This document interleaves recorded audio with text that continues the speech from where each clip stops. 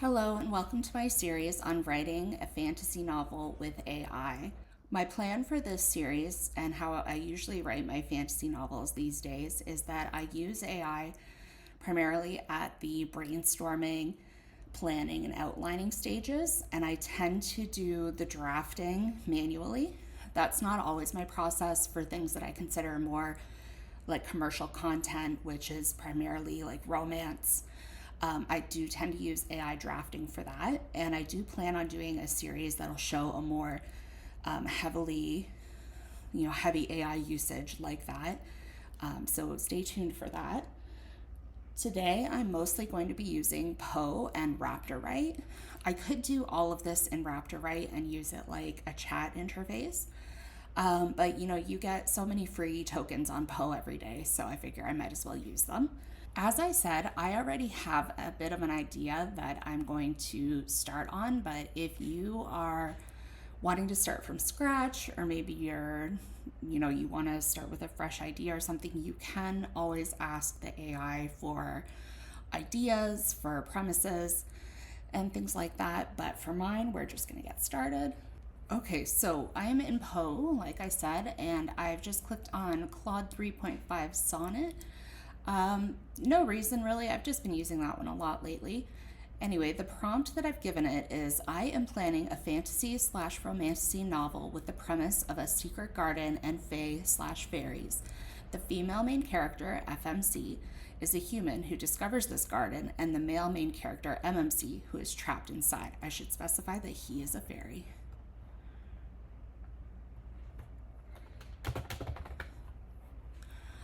I want him to be a morally gray shadow daddy because that is very popular in the genre.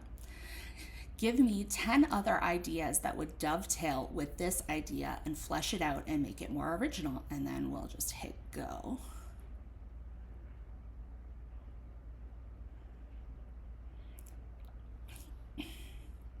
Okay, and while that's generating, I would just like to say that when I do this, a lot of times I like to take either a part of what the AI will suggest to me and either blend it with another part or with another idea that will just pop into my head.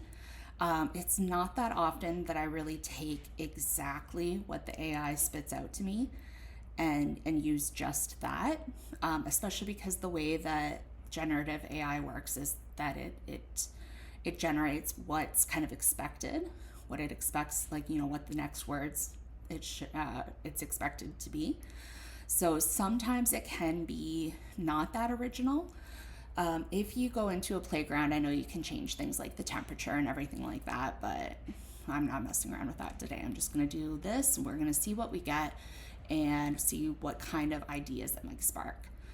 So let's see what Claude has given us. The garden exists in a temporal bubble. Time moves differently inside of it. The FMC discovers that each visit costs her weeks or months of the outside world, raising the stakes of their interactions. The MMC isn't actually trapped. He's serving self-imposed exile as penance for something that happened in the Fae realm. This creates tension when the truth emerges. I do like that idea. The garden is actually dying, and with it, the MMC's power. The FMC must learn herbology and earth magic to help sustain it, but each plant she saves binds her more deeply to the Fae realm. The garden was originally created to imprison dangerous Fae artifacts, not the MMC himself. He's the guardian, but exposure to these artifacts has slowly corrupted his nature over centuries. Let's see. The FMC discovers she's descended from a line of garden keepers who abandoned their post generations ago. Her access to the garden isn't coincidental, it's calling in an ancestral debt. The garden exists in multiple locations simultaneously. Different gates around the city world lead to it, but entering through each one reveals a different aspect of the male main character's personality and past. That's an interesting idea of the different gates leading to different places, especially if this garden is kind of like a middle ground between human realm and fairy realm. The MMC's shadow nature is literal. He can only maintain corporeal form in the garden's shadows. This forces their romance to evolve primarily at dusk and dawn, creating a time pressure element. The garden feeds on memories. I kind of have a story idea that's already similar to that, where she forgets about her outside life, blah, blah. The garden has a symbiotic relationship with the human city around it as urban development threatens to destroy the last green spaces. The garden begins to wither and the male main character's power wanes. Other Fae visit the garden on specific celestial events, revealing that the MMC is actually a former ruler who chose imprisonment to prevent a war. The FMC becomes entangled in Fae court politics while trying to negotiate his freedom. Okay. I'm not really crazy about any of these. I kind of like a bit of the temporal bubble. I like the idea that maybe he's not really trapped and maybe he's there of his own free will. Although that is actually very similar to another story that I'm working on right now, so maybe that's not such a good idea for this project. And I like the idea of the doors leading to different places, or the gates to the garden. The next prompt that I've given it is, I like the idea of the gates in the garden leading to different places, both human and fae. What are some morally gray reasons that the male main character could have ended up imprisoned in this place? I don't want him to be secretly purely altruistic. He should have a dark past and a do what needs to be done no matter what attitude. And Claude has given us power consolidation. He's systemically eliminated rival Fae lords by tricking them into breaking sacred laws. While his actions prevented a devastating war, he did it primarily to seize their territories. The garden prison was a compromise, his punishment for the treachery, but he kept the power he gained.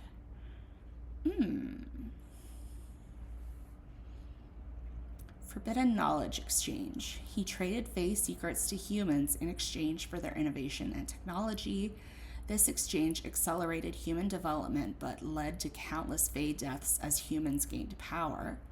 He still believes the exchange was necessary for both races' evolution despite the cost. I don't like that one. Blood magic experimentation.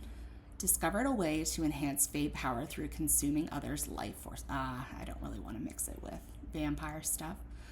Started with willing participants but escalated to sacrificing a few to save the many. The garden prison channels the accumulated life force he stole, preventing him from fully dying. Treaty enforcement. As the enforcer of Fae human treaties, he became judge, jury, and executioner. He developed a reputation for brutal examples of treaty breakers from both sides. The garden is both a prison and an office. He continues his role, but with restrictions. Okay, I do kind of like a bit of this idea where he's kind of enforcing like these treaties, and that could be a good way that he could be very morally gray. But let's see what else we got. Temporal manipulation. He attempted to merge the Fae and human timelines to prevent a future catastrophe. This is too much like my other one, so I'm just going to skip that.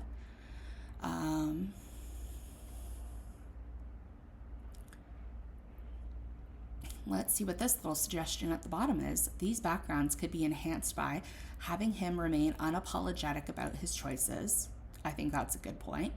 Showing him still actively pursuing his original goals from within the garden. Revealing that he is manipulating the female main character while genuinely caring for her. Demonstrating that his methods are effective even if morally questionable. Making his imprisonment partially voluntary because it serves his long-term plans. I like these 4 points that it has given us, so I am just, can I copy? Yes. I'm just going to copy those and go over to Raptor. I always like to make my first document a brain dump. There we go. And what did it call that? His background. We'll just call this notes on MMC. We have to come up with a name for him at some point. Okay, well, we've got some ideas there. None of them are really striking me that much, so we can just ask for more. Or, do you know what?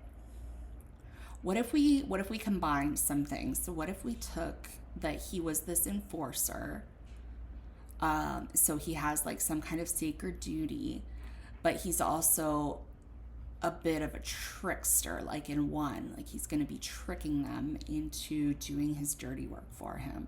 So I have kind of added in a bit more of my own ideas here, which, I've seen other people do things like this where they kind of really take like everything that the AI gives you. And I've definitely done that before, and there's no right or wrong way to use it. But in this case, I'm just kind of having some of my own ideas while I'm sitting here chatting with the AI. And so I'm just going to weave those in as they come along to me. But anyway, so I like the idea that the MMC was some kind of enforcer of treaties or fey bargains, but also the trickster aspect from number one. Let's say that he manipulated his way into stealing the power of Fey lords using his official position, and that has led to his imprisonment in the garden. They cannot force him to give up his newly gained powers, but they can contain him in the garden until he manipulates the FMC into freeing him. Give me 10 reasons that the FMC could have stumbled upon his prison and what her motivations could be. I want her to be from a pre-industrial revolution type time, anywhere from the Dark Ages to the Regency, maybe even not our world at all. Her reasons should be related to the nature of the garden, what it does for people.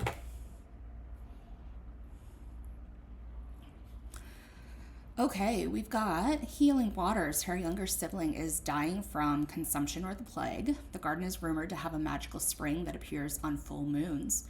She's desperate enough to trespass on cursed grounds others avoid. The MMC could manipulate this desperation, offering healing in exchange for tasks. Okay, I like that. That's pretty good. Herb Witch's apprentice. She's studying under a mysterious older woman who knows the garden's true nature. Her mentor disappears, leaving cryptic instructions about gathering rare plants there. The mentor may have been working with or against the male main character all along. Perfect setup for her to learn about Fey bargains firsthand. That's some pretty interesting ideas there too. Lost family estate. Her family lost their land through a suspicious contract or bargain. The garden appears on what was once her family's property. She's searching for proof of supernatural interference to reclaim her inheritance. Ties to MMC's role as contract enforcer. Maybe he even handled the original deal. Dreamwalker. She has recurring dreams of the garden since childhood. These dreams are actually memories of her ancestor who was involved in the male main character's imprisonment. She sleepwalks there during significant astronomical events. The garden recognizes her bloodline power. Right, I don't like that one very much. Living library. She's a scholar or scribe trying to preserve knowledge during turbulent times. The garden contains a repository of both human and Fey knowledge. She discovers it while hiding books from those who would destroy them. The male main character could offer knowledge in exchange for help. Time lost. She's fleeing an arranged marriage, witch hunters, or political persecutions. She's just fleeing being a woman. The garden exists outside normal times, making it perfect for hiding. She literally stumbles through a gateway while running, creates tension between needing sanctuary and needing the male main character's manipulation. I did have this thought on my own that she could be, especially if it was like a regency time, like fleeing a marriage or, like a proposed marriage or something like that. I do like this point that it's making here where it gives her that need for sanctuary, so she kind of needs to stay there and she kind of needs the main male character's protection. So that's definitely something to keep in mind. Nature's decline. She's noticed plants or animals are dying in her village. The garden is the last place where nature thrives. She seeks to understand why and possibly restore balance. Connects to the power of the male main character's soul affecting the natural world. Meh. Boundary walker. She has an innate ability to see Fey boundaries gateways. I'm not so crazy about the born special thing. I like my characters to be kind of like regular people who find themselves in extraordinary circumstances rather than extraordinary people in extraordinary circumstances, Anyway, it makes her valuable to both Fae and humans. She's trying to understand her gift while hiding it from others. curse bearer. Her family carries a century-old curse. The garden shows signs of being able to lift curses.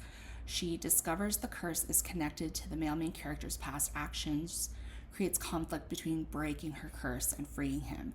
Pattern seeker. She's a weaver artist who sees magical patterns others miss. The garden's gates form a pattern across the landscape. She maps these connections, unknowingly working toward the male main character's freedom. Her craft could be metaphorically linked to weaving or unweaving his prison. I literally have another book where the main female character is a weaver, so that's not really going to work for me. These motivations could be deepened by having multiple reasons layered together, making her initial reason evolve as she learns more, definitely, creating parallel between her desperation and the male main character's past choices, and using her motivation to challenge the main character's worldview while he challenges her. Okay, what if we did a little bit more blending of some of these ideas? So I like the idea of like the healing waters, or she needs something from inside this garden. And maybe while she can get access to the garden, she's going to have to go through the MMC to get the thing that she actually needs. Another thing I'm thinking about is that she has to have a way that she finds her way there. And so I'm thinking, if she's living in a time where, say, there are like witch hunts, and maybe her mother or her caretaker or whatever is either taken by people on a witch hunt, or she flees to get away from them, that, and they could like leave her a clue that what she needs, maybe to like cure whoever, is in that garden. I'm even thinking it could even be to cure herself. Maybe she has some kind of mysterious illness that's going to like slowly take her, and she's kind of working against the clock that way. I know to me it seems very typical to have someone else be the one who's at home in the sickbed that she needs to do it for, but I'm kind of thinking it could create some interesting like internal conflict, I guess, if it's herself that she's trying to save. Okay, I think some of this we need to get into Raptor, right? So let's go back to our previous prompt and let's put this into our brain dump. Okay, I accidentally hit a button and it took me off this page and none of it saved, so it might look a little different than when I did it last time. But anyway, here's what I've written down so far after our first little note in the brain dump. So the male main character was an enforcer of fey bargains and treaties. He was the judge, jury, and executioner. Using his official position, he manipulated his way into stealing power from the fey lords he encountered, leading to his imprisonment in the garden. They cannot force him to give up his newly gained powers, but they can contain him until he manipulates the FMC into releasing him.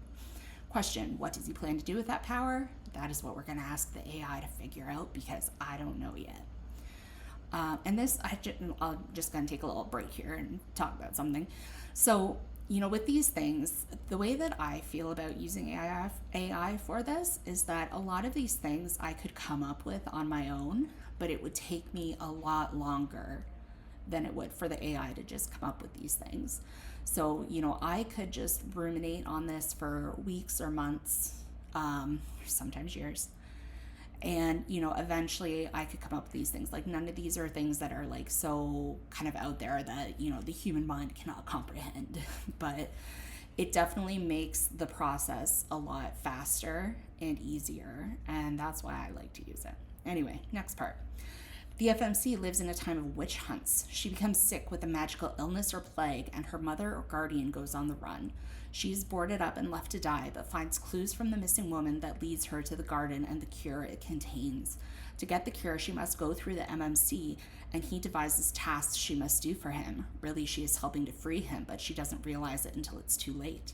As this happens, they slowly fall for each other because it's a romantasy. Okay, so this next part, there's still a couple things that I need to figure out. I need to figure out what exactly is the nature of this garden. Why was the male main character imprisoned here? And, why is it being used for all these kind of seemingly disparate reasons? So we need to kind of tie all those together into the garden itself. Oh, right. And the other thing is we need to figure out this question: what does he plan to do with that power? Which is also going to tie into why was he imprisoned here? Because clearly the lords that he has stolen this power from fear him, and that's why he had to be imprisoned. But so, it's like, is he going to be trying to overthrow them? I don't know. Let's see what the AI thinks. What are 10 ideas for what the MMC plans to do with the power he stole? Rewrite Fae laws. Plan to fundamentally alter how Fae magic and contracts work. Wants to eliminate the rigid hierarchical system that keeps lower Fae enslaved. I did think of that. But this method would bind all Fae to his will instead, breaking chains by forging new ones. Okay, that has some interesting possibilities. Merge realms. Note that I've got in another story. Time manipulation. The stolen power would let him rewrite key moments in both realms' histories. He wants to create a timeline where Fae never had to hide from humans, but this would essentially erase the current reality. Sometimes you must destroy a garden to plant a better one. Power redistribution. Plans to drain magic from unworthy Fae nobility, would give power to those he deems more deserving, but his criteria for worthy are based on loyalty to him, creating a new aristocracy with himself as the source of power. That is, kind of what I was thinking. Breaking the seasonal courts. Wants to end the traditional power structure of seasonal Fae courts, would establish a single unified court under his rule. Claims it would end centuries of conflict, but it would destroy ancient natural balances in the process. Human evolution. Plans to forcibly evolve humans to handle Fae magic. Believes this would end the power disparity between races. Doesn't care that many humans would die in the process. You can't make wine without crushing a few grapes. I don't know, because I don't know. Okay, that's raising an interesting question. Has he been to the human realms before? Because I'm thinking that he hasn't been.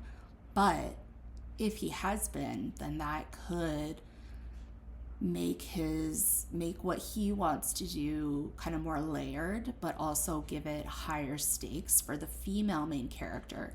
Because if it's involving the human realms, if it's only the fairy realms, what does she care? She's planning on going back to the human realms, I'm thinking at this point. So that's definitely something to think about, but let's look at the rest of our options here. Magical innovation. Wants to combine human technology innovation with Fae magic, would create unprecedented magical capabilities, but would expose all magical knowledge to potential weaponizations, sees casualties as acceptable research costs.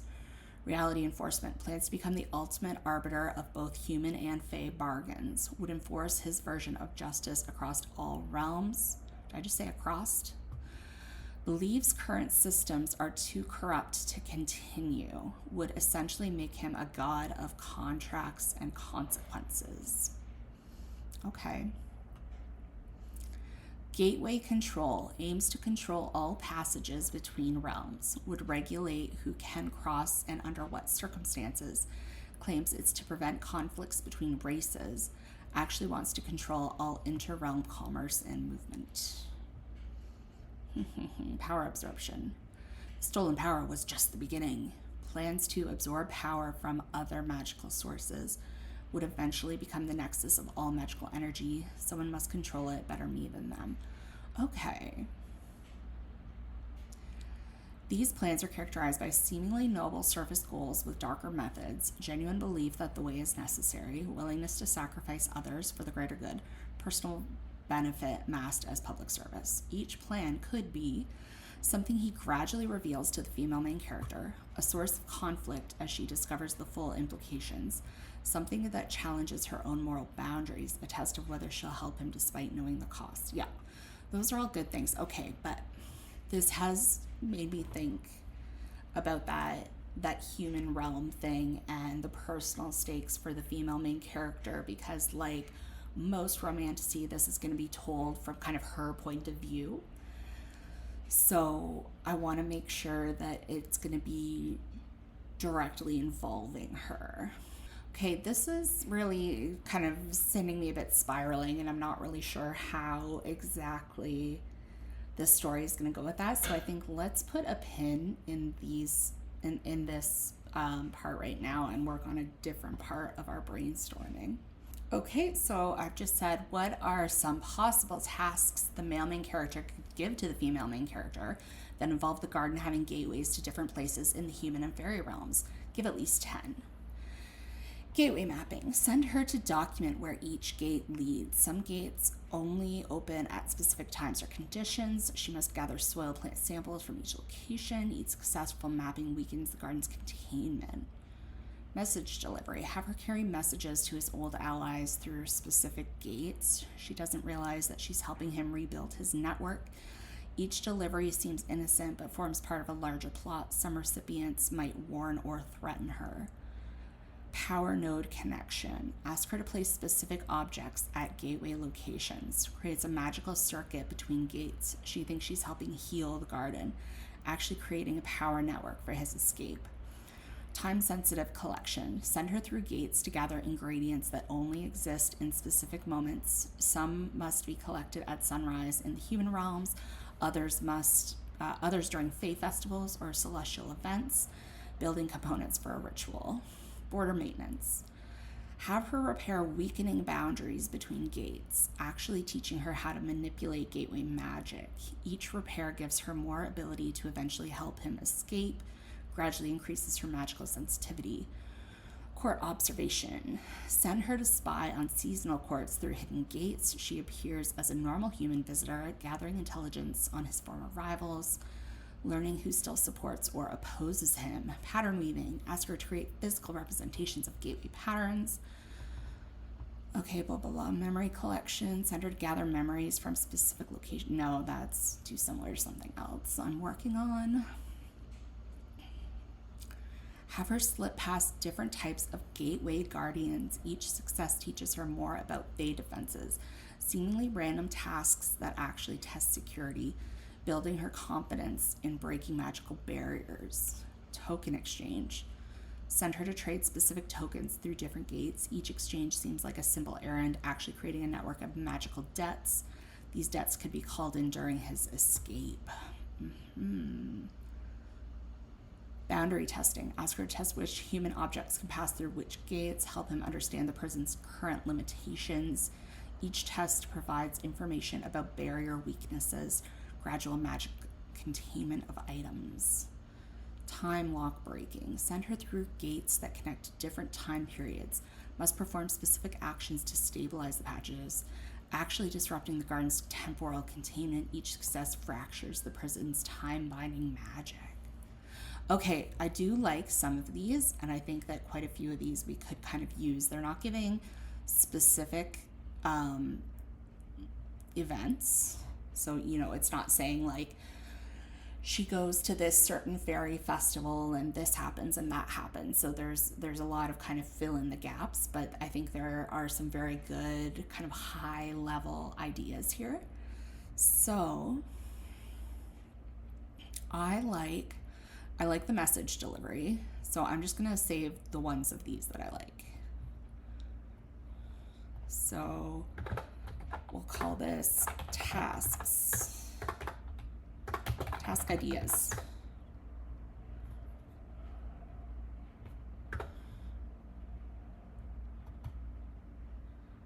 Okay, gotta do it like that.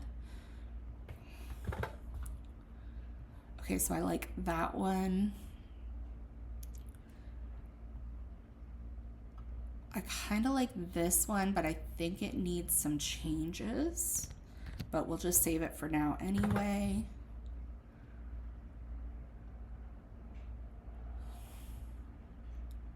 I do kind of like the ingredients thing.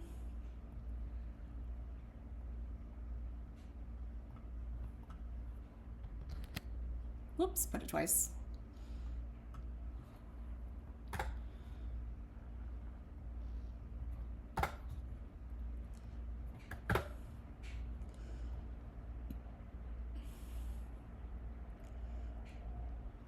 I do like this one where he's actually teaching her to to control the boundaries, because I like the idea that he needs her to get out. I am not so much that, no.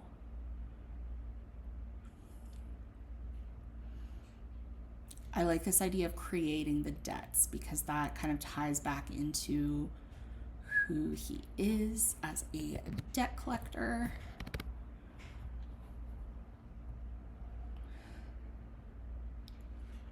Human objects, nah.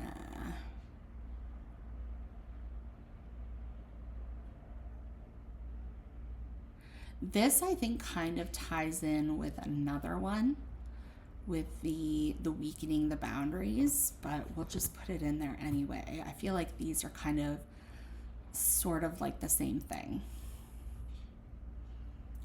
And let's just number these so that we know that they're all, oh, that's 1.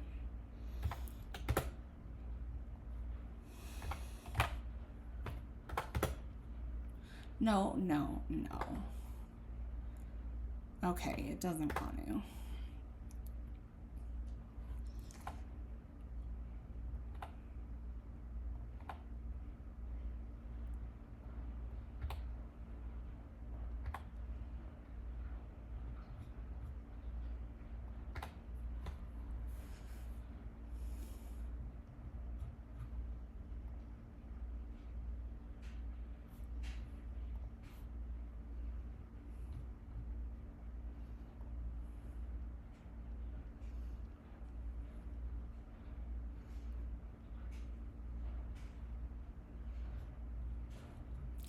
Okay.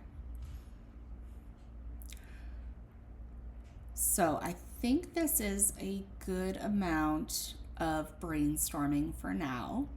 And I think this video might be a little bit long, so I think maybe we'll call it a day there. In the next video, I'm planning on working on more of the outlines, like more of a concrete outline, and maybe the characters. So hopefully you will like and subscribe and whatnot, and stick around for that next one. I'll see you then.